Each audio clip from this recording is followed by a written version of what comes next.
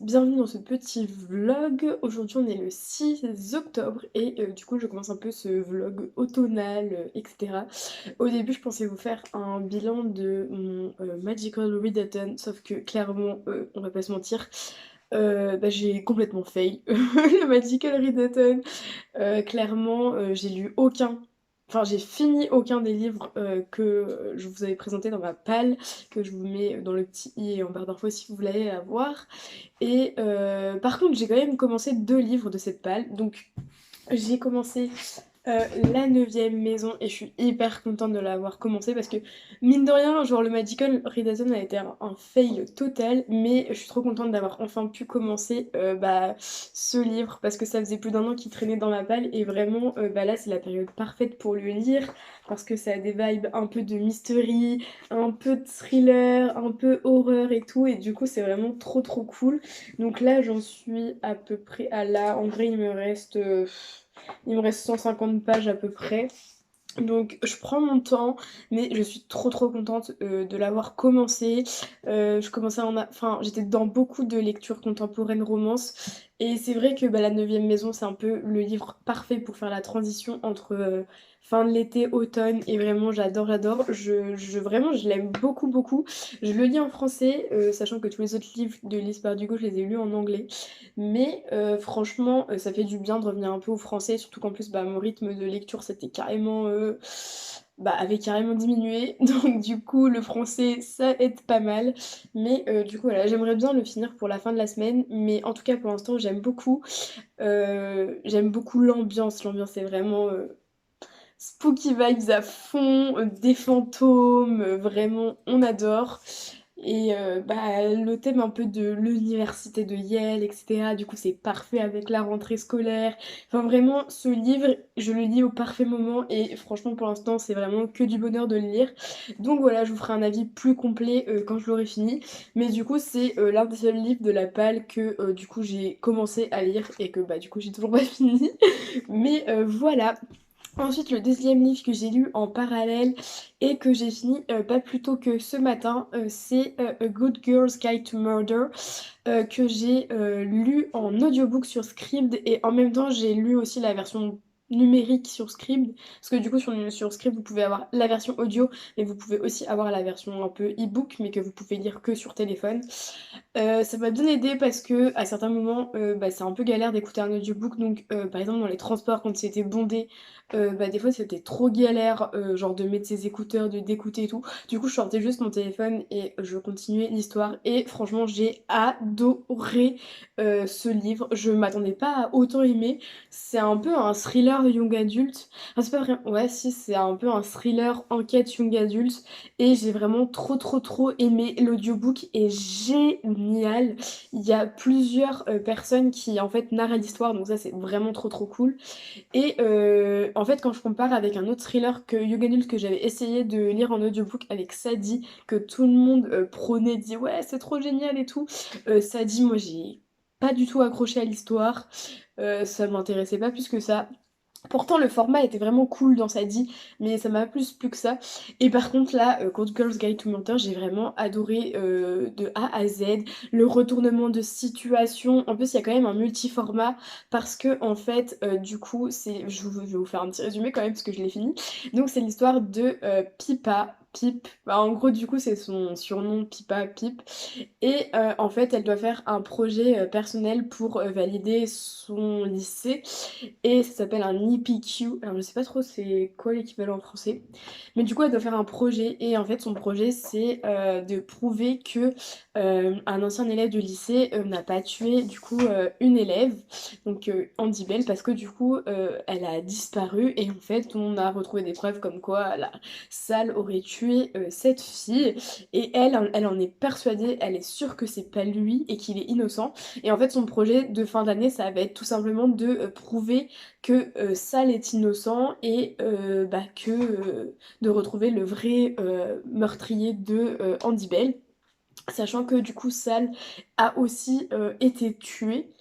Donc du coup voilà, donc en fait on va la suivre à travers ce projet, en même temps à travers cette enquête, et vraiment le personnage de Pipa m'a fait penser un peu à Styles dans Teen Wolf, parce que c'est vraiment un peu la même mentalité, et du coup vraiment j'ai trop aimé ça.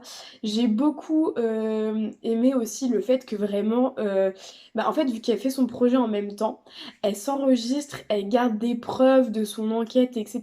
Du coup, en fait, parfois on a des passages où elle écrit dans ses journaux, où elle écrit sur son projet, et du coup, elle résume un peu toute son avancée dans son enquête. Et je trouve ça hyper intéressant de suivre au fur et à mesure bah, toutes les pensées qu'il cogite pour essayer de trouver qui a fait quoi, qui était où, tel jour, etc.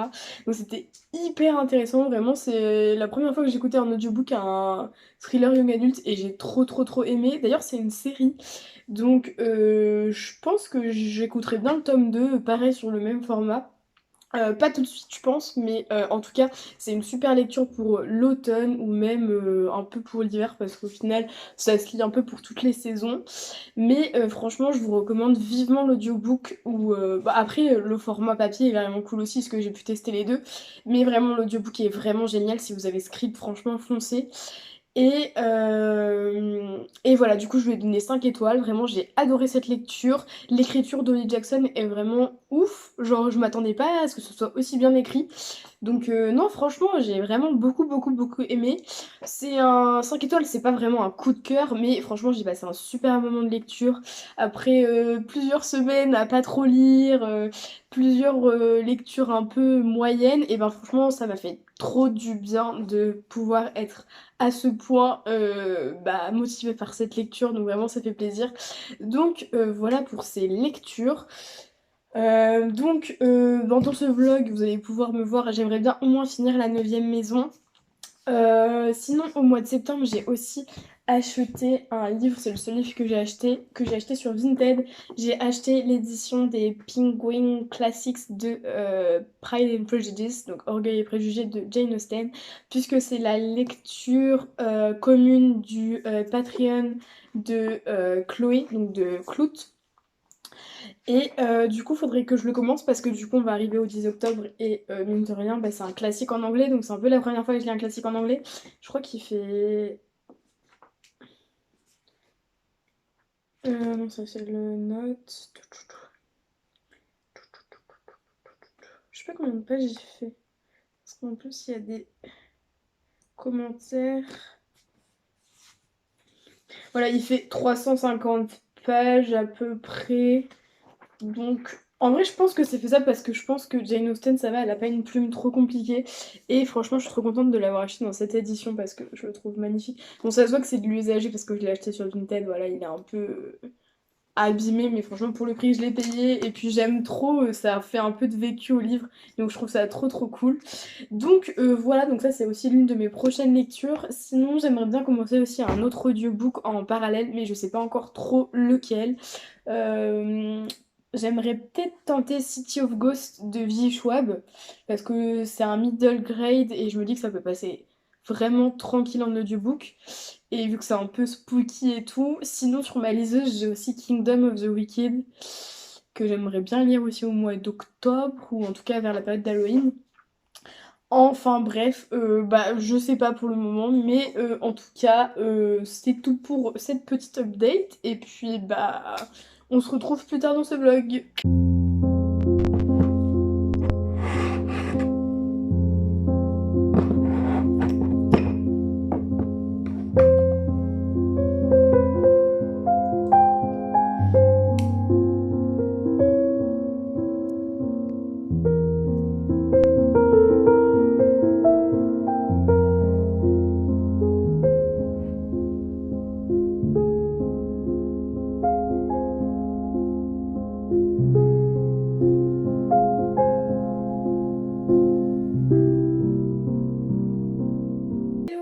retrouve pour un petit unboxing. Du coup, j'ai été récupérer un colis Vinted ce matin et j'ai très hâte de l'ouvrir. Donc évidemment, je sais ce que c'est.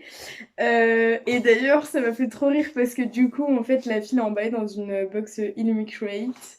Et non, évidemment, ce n'est pas l'unboxing d'une box Illumicrate. Dommage, hein, j'aurais bien aimé. Mais du coup, j'ai très hâte d'ouvrir parce que I know.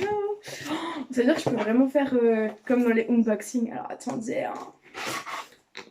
Voilà. Bon, du coup, elles sont pas si belles que les filles en même temps. Alors. Oh, I'm so happy. Oh my god.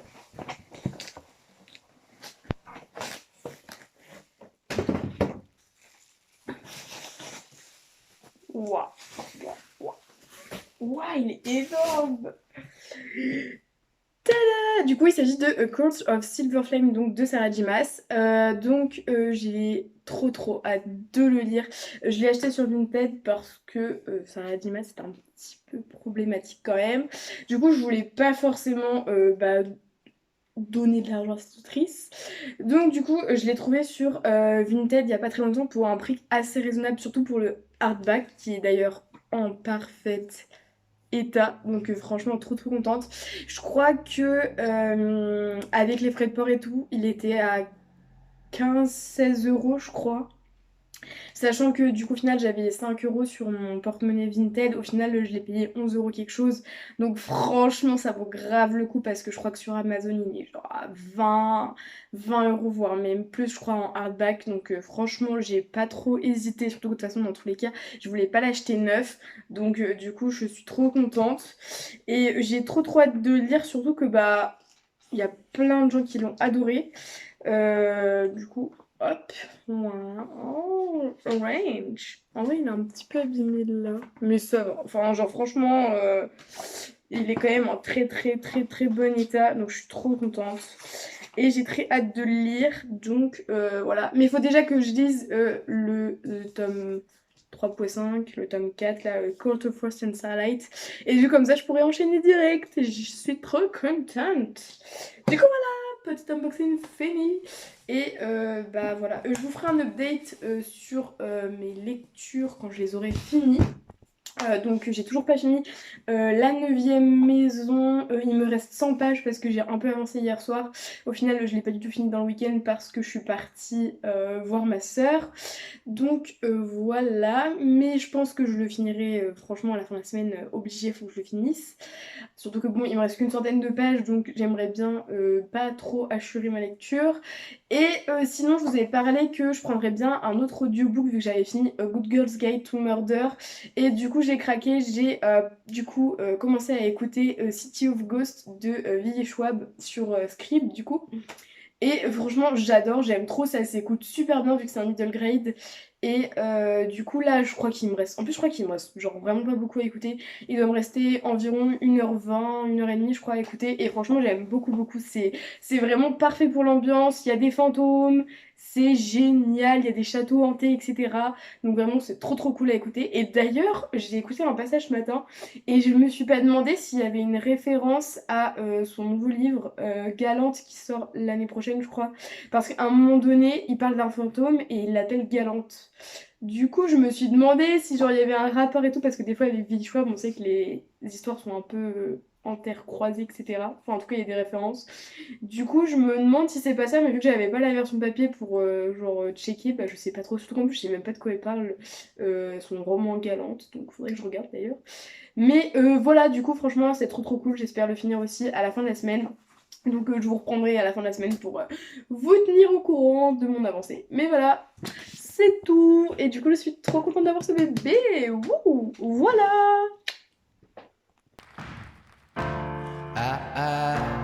When I was younger, I should have known better, and I can't feel no remorse, and you don't feel nothing bad.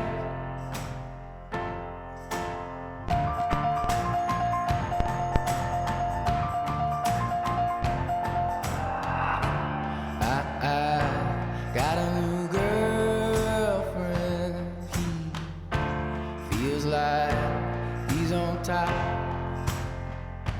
And I don't feel alone anymore.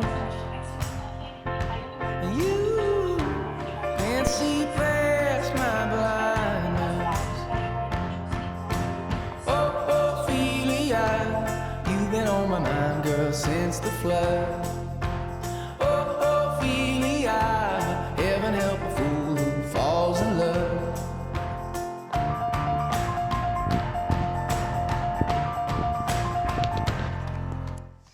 On se retrouve quelques jours plus tard, bien après les derniers clips de ce vlog, parce que ça fait pas mal de temps que bah, je vous ai pas trop donné d'update. Mais du coup, en fait, les quelques jours où j'ai été très malade, et là je suis encore un peu malade, ça s'entend pas trop, mais voilà, je sors d'une énorme grippe et je pense que je suis encore un peu dedans. Mais écoutez, l'automne, c'est vrai que bah, c'est pas que les feuilles jolies et tout machin. Non, l'automne, c'est aussi les changements de température de -3 degrés à parfois 20-22. Et bah, mon corps, il a fait oula, il se passe quoi et tout. Du coup, là, enfin, voilà, je suis en pleine grippe, mais bon, c'est pas grave. Du coup, je reviens pour finir ce vlog pour vous donner enfin mon avis sur la neuvième maison et aussi sur City of Ghost, que du coup j'ai fini il y a plusieurs jours, même il y a au moins une semaine, je crois, la neuvième maison. Je crois que je vous avais pas vraiment fait un avis complet sur ma lecture de ce livre. Du coup, franchement, j'ai beaucoup aimé. J'ai adoré l'ambiance, vraiment, c'est très atmosphérique. Et franchement, j'ai beaucoup aimé. Ça faisait très longtemps que j'avais pas lu d'histoire avec des fantômes. Et franchement, j'ai beaucoup aimé le fait que ça parle de Attends, comment on appelle ça? Des sociétés secrètes? Non, c'est pas vraiment des sociétés secrètes. Si, c'est ça, des sociétés secrètes de l'université d'Yale. Et en plus, quand j'ai fait un peu des petites recherches, enfin, je faisais du journaling du coup sur ma 9e maison, et j'ai trouvé qu'en fait, bah, toutes les sociétés secrètes qui sont présentes dans le livre, en fait, ont vraiment existé à l'université d'Yale. Et ça, j'ai trouvé ça super cool parce que l'autrice a vraiment fait un travail de recherche hyper important, donc ça je trouve ça vraiment génial. Et ce que j'ai bien aimé aussi, c'est que ça reste un peu de la fantasy, mais c'est pas vraiment de la fantasy. Je pense que c'est un peu plus de l'urban fantasy, parce que c'est quand même vachement ancré dans notre monde, dans notre époque. Et ça, j'ai trouvé ça super cool. Vraiment, c'est un livre que je vous conseille de lire aux alentours d'octobre, d'Halloween, parce que c'est vraiment très spooky, très Halloween vibes. J'ai beaucoup aimé les personnages. Le personnage donc, principal de Alex est vraiment très intéressant parce que ben elle est un peu euh, une anti-héros dans le sens où elle va pas avoir les réactions qu'un personnage principal pourrait avoir. Et ça, j'ai trouvé ça super intéressant. Et moi, j'aime beaucoup les personnages gris qui sont un peu plus profonds. Et du coup, j'ai vraiment beaucoup aimé. La plume de Liv Bardugo, vraiment géniale. C'est vrai que par contre, ça peut être un petit peu lent à se mettre en place. Donc faut quand même bah, s'attendre à ce que ça mette un peu, il y a un peu de longueur au début surtout, à ce que vraiment on rentre dans l'histoire, mais j'ai vraiment beaucoup aimé. Je lui ai mis un 4 étoiles sur 5 et j'ai très hâte de lire la suite. Donc voilà, et d'ailleurs c'est marrant parce que quand j'y pense, au final, en parallèle, je lisais City of Ghost de Victoria Schwab, du coup, enfin de Vinnie Schwab, et en fait, bah, c'est des lectures qui se ressemblent quand même vachement, puisque toutes les deux, il s'agit des lectures sur des fantômes, un peu, entre guillemets. Et en fait, la seule différence entre les deux, c'est que la neuvième maison, c'est de l'adulte, new adulte, adulte, je sais pas, c'est entre les deux, c'est entre le new adulte et l'adulte. Et alors que City of God, c'est du middle grade. Mais c'était vraiment génial parce que les deux personnages, donc de la neuvième maison et de City of Ghost, sont du coup capables de voir les fantômes. Et ça, je trouve ça vraiment trop cool. Je viens juste de me faire la remarque que du coup, les deux livres que j'ai lus, c'était sur les fantômes et qu'il y avait vraiment des parallèles à faire. Et j'ai trouvé ça trop cool. City of Ghost, franchement, j'ai beaucoup aimé. L'ambiance est très différente. Puisque, en fait, du coup, je sais pas si j'ai fait un résumé, je crois pas. Je suis un peu nulle pour faire des résumés, donc je vais juste faire un très vague résumé. Du coup, c'est l'histoire de Cassidy Blake. qui du coup peut voir les fantômes puisqu'en fait, ben, elle est morte, noyée, mais du coup, bah, elle est revenue à la vie et bah, depuis, ce jour-là, en gros, elle peut voir les fantômes et du coup, son meilleur ami, c'est un fantôme et en fait, ses parents sont, un peu des, écrivains, d'histoires, supernaturelles, sur les fantômes et cetera et en fait, on commence, le livre et en fait, ils ont signé, un contrat pour tourner des émissions dans les villes les plus effrayantes du monde avec, les maisons hantées et cetera pour parler des histoires de fantômes. Et donc pendant le premier roman, parce que du coup c'est une trilogie je crois pour l'instant, donc là dans City of Ghost en fait on va en Écosse, à Édimbourg du coup, et du coup on va suivre tout le périple dans les endroits les plus effrayants de la ville, et c'est vraiment trop génial, du coup ça me donne hyper envie d'aller en Écosse.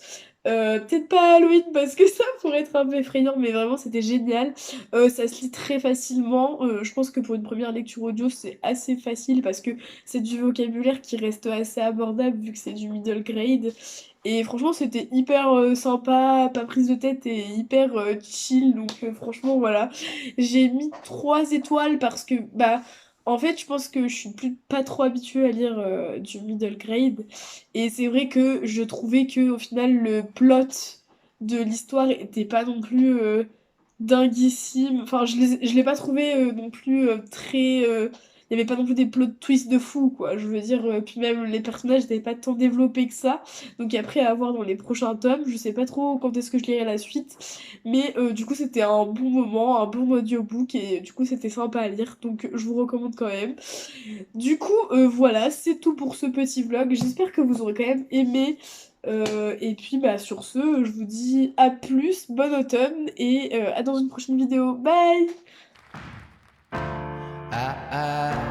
When I was younger, I should have known better.